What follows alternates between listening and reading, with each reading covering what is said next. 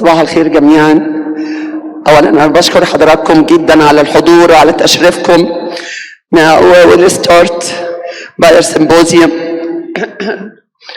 I have the honor and the pleasure to introduce my dearest young friend, sister, colleague, Dr. Maya Azzeddin.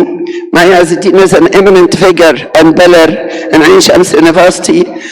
Dr. Maya will tackle a very important topic related to cancer prostate, who need intensification from the start. Let us hear from Maya. The floor is yours.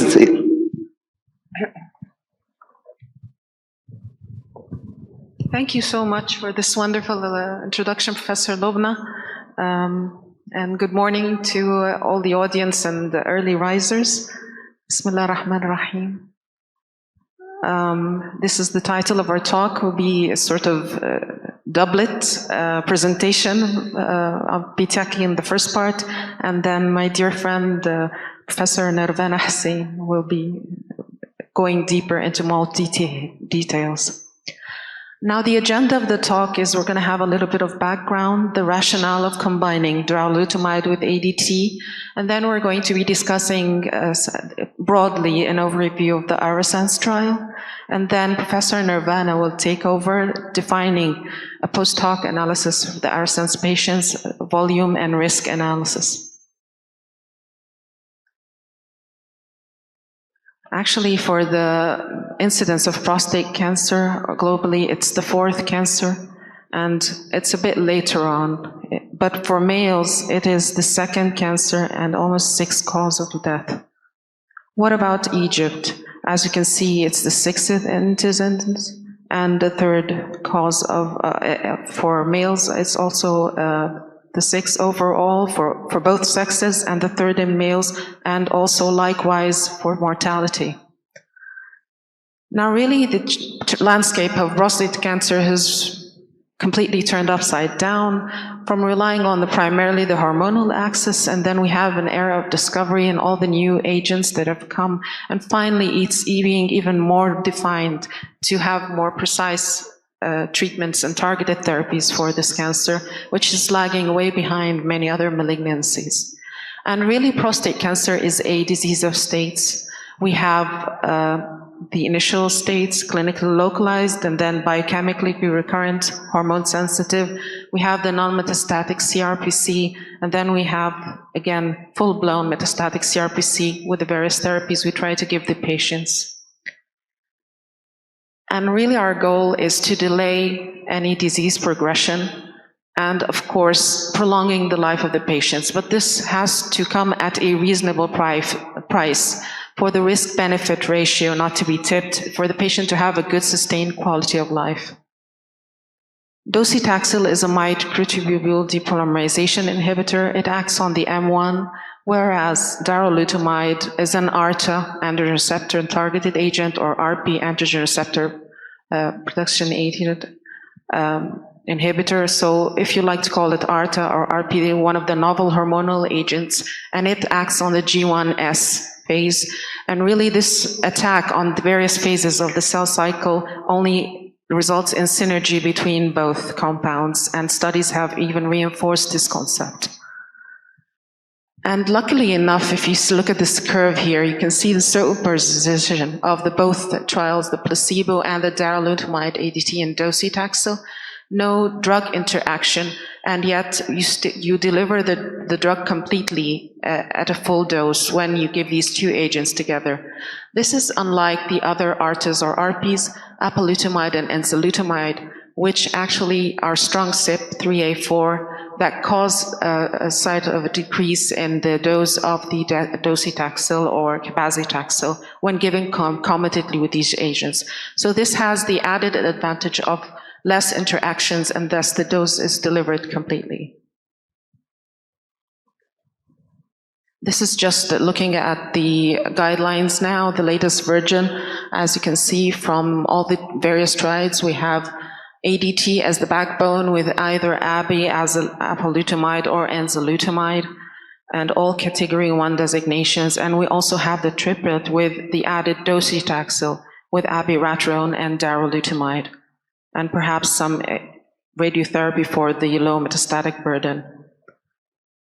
And of course, ADT is always there, but usually it is not a life-prolonging agent, so it does not have a category 1. Now a quick overview of the Arasens trial. Metastatic hormone-sensitive patients, good performance status. They had to be deemed suitable candidates for ADT and docetaxel. Various stratification factors according to M1A, M1B, M1C. The metastatic stages and alkaline phosphatase. 1,305 patients were randomized equally between both groups, 1-to-1 fashion, either the triplet, docetaxel, darolutamide, and ADT, or docetaxel with ADT. It started 2016 till 2018, and the final analysis was to be conducted after 533 deaths. Primary endpoint, the golden standard, was overall survival. Secondary endpoint was the time of developing of castration-resistant disease, time to pain progression, symptomatic skeletal events, and many other points. Looking at the baseline characteristics, median age in both groups was about 67. Most patients had a good performance, either 0 or 1, but the majority was 0. Different race, ethnicities, and regions of the world it was a big international trial. Most patients had a Gleason score over 8, about 77 and 78.9, and most of the patients were de novo, about 85 or 86% in either group, and M1B, mostly bone disease, about 80%, a bit shy of 80%, PSA ranging, and basically the groups were quite well balanced. And the primary endpoint was successfully met with flying colors, about 13% difference at around 4 years, 63 over 50%, and the hazard ratio 0.68, translating to a 32.5 reduction in the incidence of death. Again, favoring the triplet and favoring treatment intensification. Other secondary endpoints, again, time to CRPC, again, a positive hazard ratio 0.36, time to pain progression 0.79, all favoring the triplet. And this is a very interesting post-hoc analysis that was presented at ASCO last year, Professor Fred Saad, and he actually wanted to see the reduction. We know that patients who do not have undetectable or lowered PSA to a certain level early on, around like 24 weeks, they're really the patients that require some more intervention. So he looked at the patients who achieved an undetectable PSA 24, 36, 52 weeks, around, which is almost like a year, or any time overall. And definitely it was, in the end, 67.3 versus 28, it was almost tripling the incidence of having undetected PSA favoring the triplet. And this is very good because, as you can see, those patients who did require at 24 weeks the early on PSA undetectable level definitely are the ones that are doing well later on. As you can see from the separation of the curves, reducing the incidence of deaths with these patients to more than a half. So what is the price to pay? Any adverse event, triplet 99.5, doublet 98.9. Serious adverse events, 44.8 versus 42.3. No differences almost, if 1% or 2%. What were the causes? Again, another marker of how the drugs can be toxic or require some discontinuation. Darolutamide or the placebo is even discontinued. If you look at this bar chart on top, about a 3% difference, 10.6 versus 13.5, very minor permanent discontinuation rate. Whereas docetaxel, the patients receiving nothing, placebo, 10.3 was actually higher than those receiving the triplet. So that was quite surprising. Again, very nice toxicity profile. We already know from the non-metastatic CRPC seen with the ARMIS trial that it is a very nice, tolerable drug. And as you can see, most of the curves are equal, the bar charts are quite equal in size, fatigue, vasodilatation, rash, or any other side effects. It really has a very, very favorable toxicity profile. And most of the toxicity is incurred, of course, early on with the docetaxel period and sort of pans out or levels out with the discontinuation of docetaxel. So in the end, very effective, 0.68, 32.5% reduction in the incidence of death, delayed progression to CRPC, improved other relevant endpoints, pain, progression, skeletal, metastasis, so on, and very tolerable, good quality of life data. No new alarming signals for darolutamide that were seen in this trial from what we already know about this. And finally, this is the post-hoc analysis, and the strength of the post-hoc analysis for this was presented in ASCO GU 2023 by Professor Mahassin, and the beauty of it was collected prospectively, unlike most post-hoc analyses which are retrospectively collected in Nature. And now I'd like to hand it over to my dear friend and colleague, Professor Nirvana Hassin. Thank you.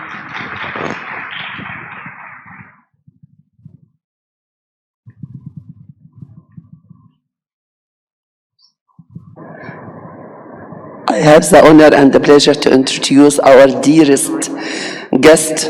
هي في الحقيقة مش جست لأن هي صاحبة بيت، هي أصلاً graduated من عين شمس والأم دي بتاعتها من عين شمس، فهي عين شمسوية. نيرفانا, more than welcome. We have the honor and the pleasure to be with us today and present defining the arsen patient volume analysis. Would you please? Thank you so much, Professor Lubna, for the very nice introduction, and I'm really honored to be within my real family, Ain Shams University. Thank you, Bayer, for inviting me to be with you today.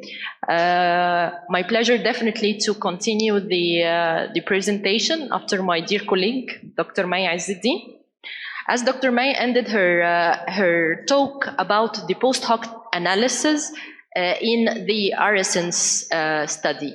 The post-hoc analysis is an important analysis because we are digging, it helps us to dig more and more in the study to focus on some of the points that were not addressed in the study design.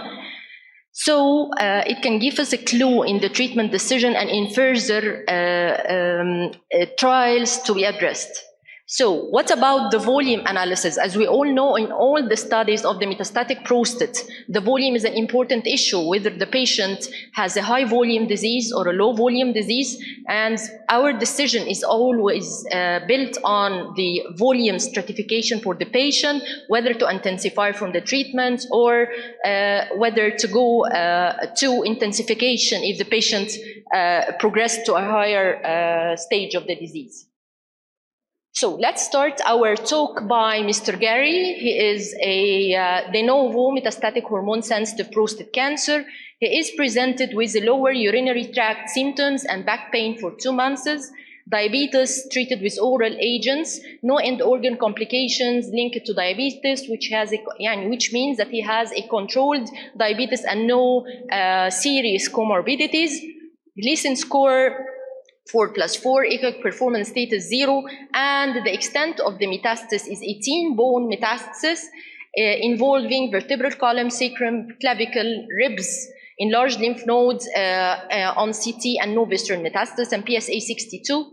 So if we're going back to the definition of the high volume, it is either a patient who has more than or equal bone lesions with at least one outside the pelvis of or the vertebral column, or the presence of visceral mets. So we can now say that this patient has a high volume disease. So we need to know that these kind of patients were addressed in the Aresens study or not. So we can go here back to the study characteristics or the baseline characteristics to find that around 3/4 of the patients has a high volume disease with a bone metastasis assuming almost 78 of patients in the high volume and around approaching 90% in the low volume disease. So going to the post hoc analysis concerning the volume stratification, how did this patient work? Here to find that in the patient with high volume metastatic hormone sensitive prostate cancer had a 30% reduction in the risk of death consistent with the overall population, to have a median overall survival not reached in the triplet arm versus 42.4 months in the ADT docetaxel arm. What about the low volume? Do it work in the low volume? As we can see that the curves are overlapping, and then there is a trend to have some benefit at the end and the curves are separating. So we can say in this smaller low volume subgroup, there is a suggestion that may have a survival benefit. So if we have a low volume disease, we can just dig later furtherly to see the benefit of the triplet in the low volume disease. What about the subgroups of the patients? Do some patients had benefit more than the others? Do de novo were better to benefit from the triplet or whatever? If you can see here that wherever the patient, he has a de novo or recurrent disease, all the characteristics were all in favor of the triplet therapy. What about the progression, which is an important endpoint in the prostate cancer, whether the patient has a PSA progression, has a progressive disease, or whatever? We can see here a very beautiful separation of the curve of the lines between the triplet, which is a median not reached, versus 16.4 in the doublet arm. And in the low volume, as you see, there is a wide separation in the progression-free survival. It's not reached in the triplet arm versus ADT and docetaxel. What about the toxicity? If this could be translated to toxicity, patients with low volume maybe experience less toxicity like the high, or the vice versa. We can see here that throughout the whole population, there were a comparable toxicity, which are compared to the all patients population, and they were all comparable between the both arms. And as Dr. May said, what about the discontinuation? Do patients category, they had treatment or permanent discontinuation than the other? You can see here that they were almost comparable between the two arms, between the high volume and the low volume. And here again, there is, between the high volume and the low volume, there were no difference in the toxicities between the triplet and the doublet. And here I want to highlight in even the cardiac disorder, the bone fracture, which we all know that it is a very common problem while dealing with other drugs in the metastatic hormone sensitive. It's almost comparable between the two arms. So to conclude, the patients in the high risk, what about the triplet? Is it effective? Yes, significantly it improved the overall survival with more than 30% reduction in the risk of death, which is consistent with the overall population. It delayed the progression to CRPC and improved other clinically relevant endpoints. And concerning the safety, there is minimal additional adverse events which were almost comparable between the two arms. So we can say that the 77% of patients who had high volume in the RSNs, they have a 30%, more than 30% reduction in the risk of death, which at this point, if you have a high risk, high volume disease, and the patient performance fits to take the triplet, you can go for the triplet and intensification of the treatment from the start. What about the risk stratification? To go here to Mr. Jeff, he's 61 years old, male patient, Gleason score 5+4, and echo performance 0 to 1, and bone scan showing 1 lesion in the femur and 2 in the pelvis and multiple pelvic lymph nodes. So according to the definition of the high-risk disease, which is the Gleason score 2 risk from the 3, either to have a Gleason more than or equal 8, to have more than or equal 3 bony lesions and visceral metastasis, we can say that this patient has a high-risk disease. Do these patients were addressed in the ARASEN study? Again, 70% of the patients in the ARASENs have a high-risk disease. As we can see, more than or equal 8 Gleason score were addressed in almost more than 95% of patients. What about the risk of death? 29% reduction in the risk of death. Not reached the median, it was not reached in the triplet arm versus 43.2 in the doublet. In the low risk, still there is a trend towards survival benefit, which is not reached in both arms. However, there is a trend toward a survival benefit. What about the risk of progression? Same, it was not reached the median versus 16.1 in the doublet arm. And the low risk, we can see a beautiful separation either, which is not reached in the median, not reached in the triplet versus 25.1 in the doublet arm. Again, if we look at the other endpoints, which are very important in the cancer prostate, what is the time to pain progression, the skeletal, serious skeletal events free survival, the time to first skeletal free survival, time to initiation of subsequent, they were all in favor of the triplet containing darolutamide. And what about the toxicities? Again, the high risk, the low risk, it were consistent between the two arms, and it were consistent with the all patient population. The discontinuation of the trial agent, it will also be the same like the high volume. They were almost comparable between both. And the same in the categorization in the high risk and low risk concerning everyone. And again, the cardiac disorder, if you can see, bone fracture, they were almost comparable between both arms. So again, is it in high risk? Is it effective? Yes, there is a significant improvement in the overall survival with approximately 30% reduction in the risk of death and delay progression in the CRPC and with minimal adverse events. So we can say that darolutamide is a new standard of care which have a more than 30% reduction in the risk of death and more than 30% and significantly delaying the time to metastatic castrate-resistant prostate cancer. And it is a kind of okay, just a second. And it is a kind of androgen receptors inhibitor with a differentiated and a good tolerability profile, and it has a favorable tolerability profile. The last thing we would like to say, what about the drug-to-drug interaction? We have three types of drug-to-drug interaction. Either some drugs has a clinical inhibitor which can increase the plasma level of androgen receptor inhibitor, so by that the toxicity will increase, or a clinical inducer which is decrease the plasma level of androgen receptor inhibitor, which can lead to decrease in the androgen receptor inhibitor level, or there is a clinical substrate which is change in the plasma, maybe increase or decrease. So if we can see here that if we have the darolutamide have the least drug-to-drug interaction, as we see, even if the proton pump inhibitors like the omeprazole, we have to be very cautious while the apalutamide and the indosolutamide is taken. However, in the daru, we cannot find a very minimal drug-to-drug interaction. Here, just we wanted to see, it's like an application to see the drug interaction. You just write here the patient regimen, while the anticoagulant and the INSA, you can find, and you can, the result will be that there is a serious adverse event. If you don't have a good clinical pharmacist in your place, you have to check this before giving any of these drugs. To put both, to give a serious, you have to change. Same here, if I put the apalutamide with this anticoagulant, it will say that you have to use an alternative. Maybe with the daru, no interactions. So my take-home message is the triplet therapy with daru, docetaxel, ADT appears to be a very good option, especially in high risk, high volume, and good performance status, and you have to properly select your patient, whose patients will benefit from the triplet therapy and who can tolerate it. Darolutamide is well tolerated and it is good option in the poor cardiovascular function and poor health. Darolutamide, it is designed to low penetration of the blood-brain barrier with differentiated toxicity profile, and in the end, the concomitant medications given with the androgen receptor inhibitors, which can change in the efficacy and safety, should be addressed and should be cautious properly. We're given that the darolutamide had the least drug-to-drug interaction. Thank you so much.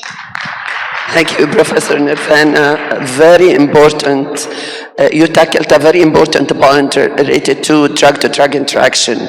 Now the floor is open for one question. Dr. Ahmed.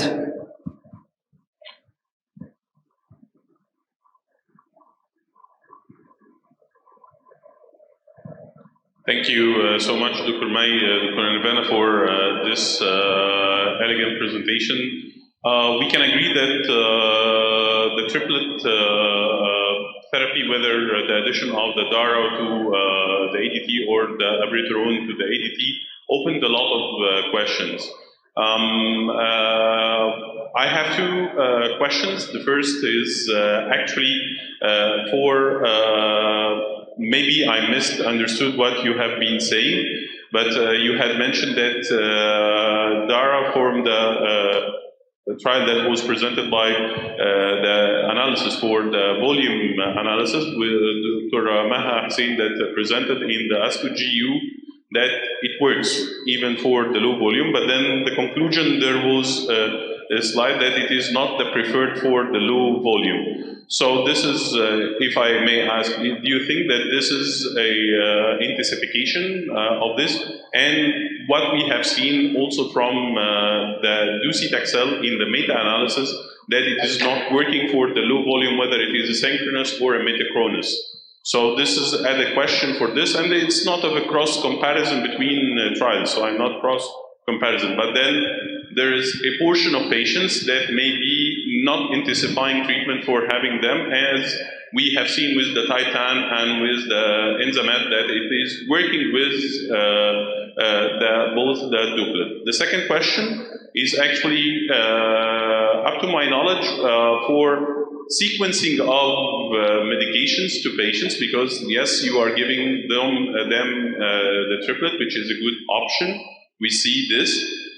In terms of sequencing, how do you see the sequencing after giving patients DARA and ADT and the supporting evidence for this? Thank you. Thank you so much, Dr. Ahmed, for your questions. First of all, the low risk and the low volume have the minority of patients in the study. 77% of patients has a high risk and high volume. That's why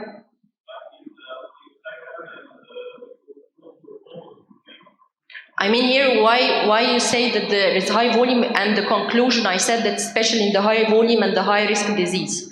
In this one, in the triplet, I mean, whenever we're saying about the triplet, the low risk and low volume has a small proportion. However, the results in the post hoc analysis, which we all know that they could be subjected to many fallacies, so it shows a good advantage, which could be for the low volume disease. However, whenever you are taking a decision for the patient, now at the beginning, at the start of the treatment, which patient you're going to be confident and you need to give him intensification of treatment, definitely he will be the high volume and high risk in my opinion. Okay, this is the first. Maybe we can dig more. But just to comment that in the Titan and in the MET, the low volume was almost the same percentage of the patients. I'm not talking about this, but more or less the same. Yes, here is 70, there was 65% that are high volume. So low volume more or less the same. So this what I will expect. I mean the triplet. Yes. The triplets, you know that because of the toxicities and because the triplet, and we are just trying to see who patient could benefit. So whenever you are going to offer, you decide for the patients who to give the triplets, I think that the high volume, high risk patients with good performance status and fit, yes, you can go for the triplet because according to this, you will benefit from the triplet.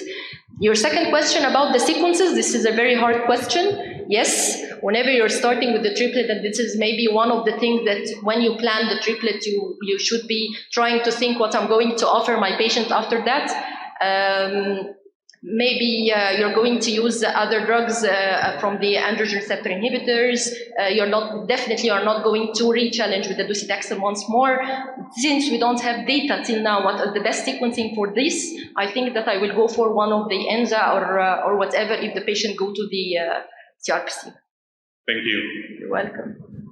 Any question? Thank you, Nirvana. Thank you, Mai. Thank you. I made you addressed in a beautiful way the Titan trial with Abba. Nirvana and Mai addressed arson with a triplet. And I believe that the patient characteristic, the patient risk factor, the comorbidity, the history, the availability, tailors the shape of the treatment. But we have multiple pillar nowadays in the market available for cancer patient. All are good, but some specific with minor drug reaction, another specific with good tolerability. Let us to see and analysis after a duration. Any comment from the audience? Okay, by the end, I'd like to thank our eminent speaker, Mai, Nirvana, and Bayer.